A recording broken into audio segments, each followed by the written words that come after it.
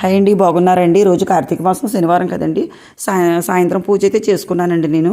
మనకి ఎవరైనా మన మనసుని ఎవరైనా గాయపరిచినా, మనల్ని ఎవరైనా అవమానించినా, ఒకవేళ మనల్ని ఎవరన్నా తిట్టుకుంటున్నట్టు మనకు తెలిసినా చాలా బాధ కలుగుతుందండి. ఒకవేళ లేనిపోయిన ఏమన్నా మనల్ని మీద తిట్టుకుంటున్నారు, మనల్ని అవమానిస్తున్నారు, మనల్ని ఇలాగ అంటున్నారంటే చాలా బాధ కలుగుతుంది. కానీ మనల్ని ఎవరైతే ఏ విధంగా అవమానించారో సేమ్ వాళ్ళకి కూడా రోజులు ఇన్ని సంవత్సరాలైనా ఉంటుందండి. 1 సంవత్సరం అవ్వచ్చు, 10 సంవత్సరాల తర్వాత అయినా సరే అదే అవమానం వాళ్ళకి తిరిగి వస్తుందండి, తప్పకుండా వస్తుంది.